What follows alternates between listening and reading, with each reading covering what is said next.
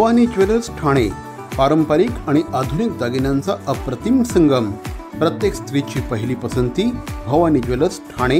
नक्की भेट द्या. CP Goenka International School, nurturing talent at young age for scholastics, sports and performing arts in global perspective.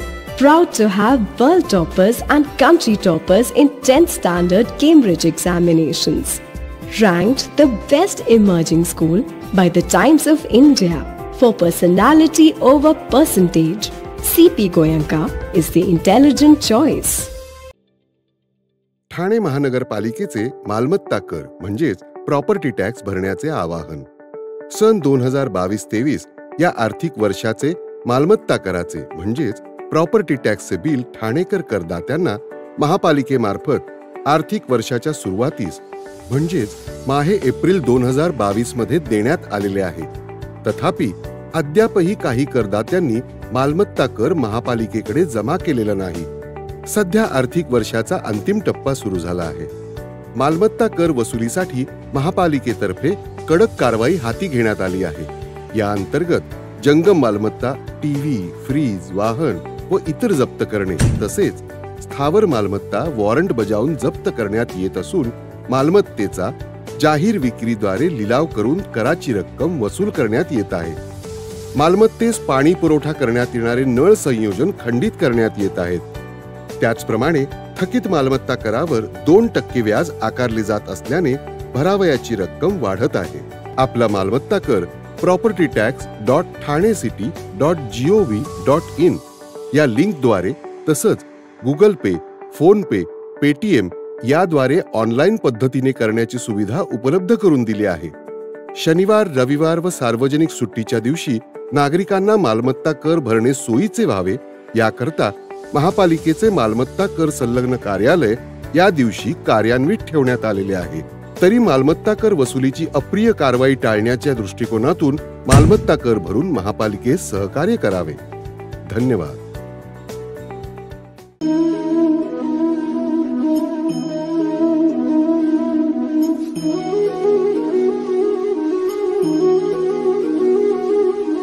Om Sairam.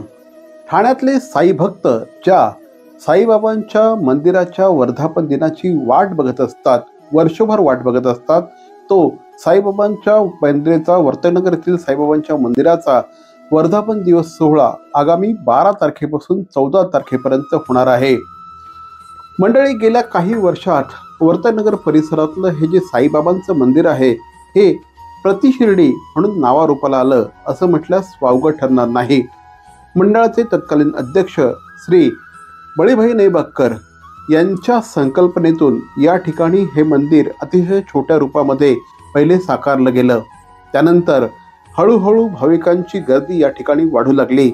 भाविक दर गुरुवारीच नव्हे तर एरवी देखील या ठिकाणी साईबाबांच्या दर्शनार्थ येऊ लागले आणि या मंदिराची कीर्ती अक्षरशः दिगंत होऊ लागली.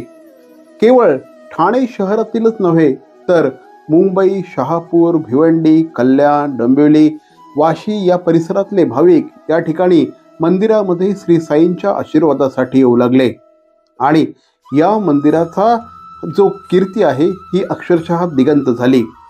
आज वर्तनगर परिसरातील या साईबाबांच्या मंदिराची धुरा वाहत आहेत श्री मंगेश नैबाक्कर.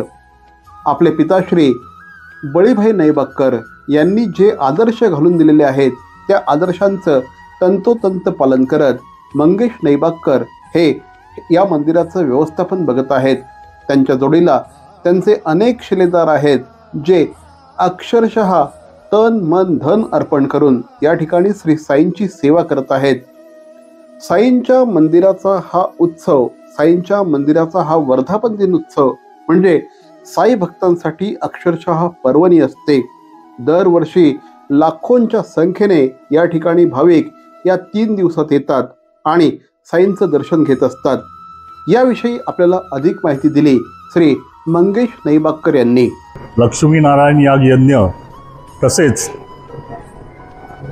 भजन, कीर्तन, गायन अशा प्रकारचे कार्यक्रम सतत 3 दिवस होणार आहेत. दिनांक 14 रोजी दुपारी 1 वाजता पूर्णाहुती होणार असून त्यानंतर श्री साईबाबांच्या पादुकांची भव्य पालखी मिरवणूक वर्तकनगर परिसरातून निघणार असून सर्व साई भक्तांना आपल्या माध्यमातून आम्ही दर्शन घेण्यासाठी आव्हान करीत आहोत। साईंच्या या मंदिरामध्ये वर्धापन दिनाच्या निमित्ताने विशेष रोषणाई केली जाते, त्याचप्रमाणे विशेष डेकोरेशन देखील या ठिकाणी करण्यात येतं। हे सगळं बघण्यासाठी आणि सगळ्यात महत्त्वाचं म्हणजे साईंचे आशीर्वाद घेण्यासाठी या ठिकाणी भाविक अक्षरशः रांगा लावतात। साईंच्या या मंदिराचा हा वर्धापन दिन उत्सव म्हणजे भाविकांसाठी अक्षरशः पर्वणी असते। प्रचंड मोठी जत्रा या ठिकाणी भरलेली असते, सगळीकडे रोषणाई असते, अप्रतिम अशा प्रकारचं सजावट या सगळ्या मंदिराला केलेली असते। एक प्रकारे या ठिकाणी ऊर्जेचा संचार झालेला असतो असं म्हटल्यास वावगं ठरणार नाही, कारण या उत्सवाची साईंचे भक्त, साई भक्त अक्षरशः वाट बघत असतात, वर्षभर वाट बघत असतात। अनेक जण इथे येतात, साईबाबांना नवस बोलत असतात, अनेक जण येतात इथे साईंची मनोभावे पूजा अर्चना करत असतात।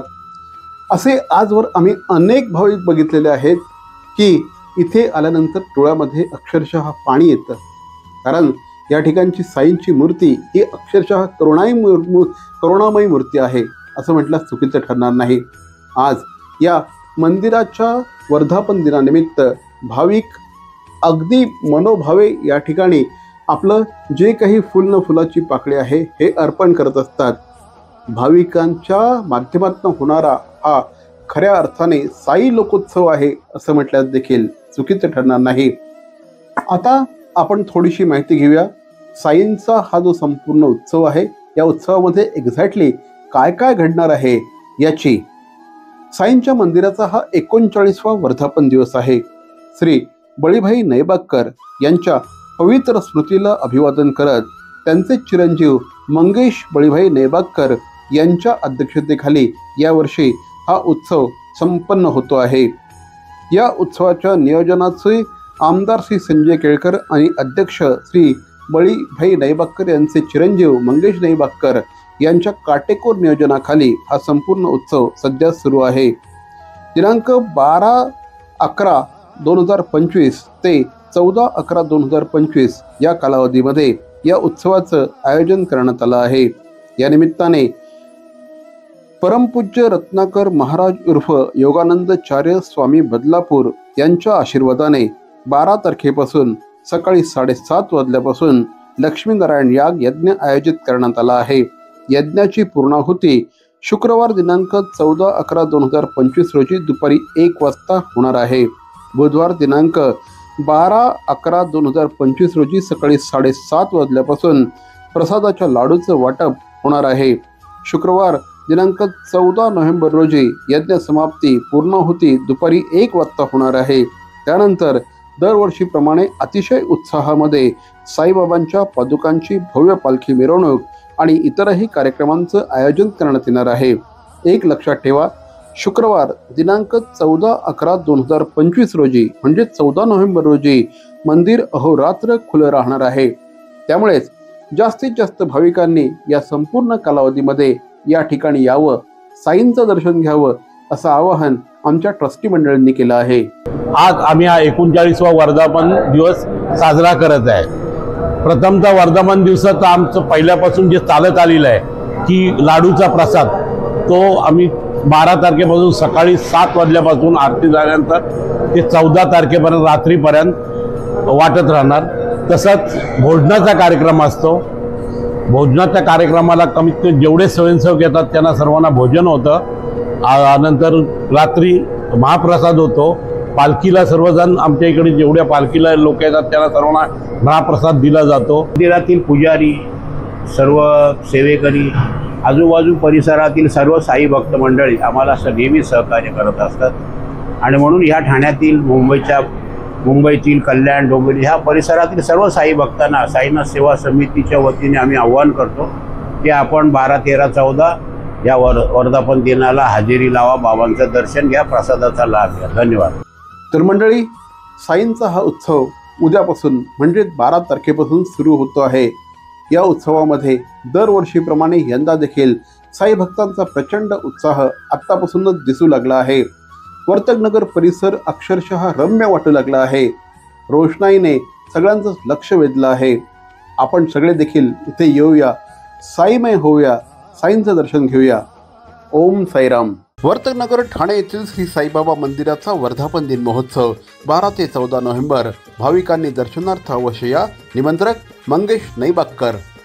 श्री साईनाथ सेवा समिती वर्तकनगर ठाणे श्री साईनाथ मंदिराचा 39वा वर्धापन दिन उत्सव परमपूज्य बळीराम नैबागकर यांना अभिवादन करून माननीय आमदार श्री संजय चिखलीकर साहेब यांच्या मार्गदर्शनाखाली बुधवार दिनांक 12 नोव्हेंबर ते शुक्रवार दिनांक 14 नोव्हेंबर या कालावधीत साजरा करण्यात येणार आहे। त्यानिमित्ताने दिनांक 12/11/2025 रोजी जनकल्याणार्थ 3 दिवसांचा श्री लक्ष्मीनारायण यज्ञ आयोजित केला आहे।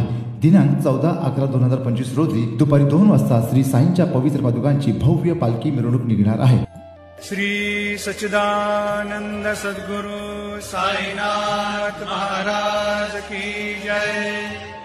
अनंत कोटि ब्रह्मांड नायक राजाधिराज योगीराज परब्रह्म श्री सच्चिदानंद सद्गुरु साईनाथ महाराज की जय। तरी सर्व साई भक्तांनी दर्शनाचा व लाडू महाप्रसादाचा लाभ घ्यावा अशी विनंती संस्थेचे अध्यक्ष श्री मंगेश बळीराम नैबागकर सर्व साई भक्तांना करीत आहे। दर्शनासाठी दिनांक 14/11/2025 रोजी मंदिर अहोरात्र खुले राहील।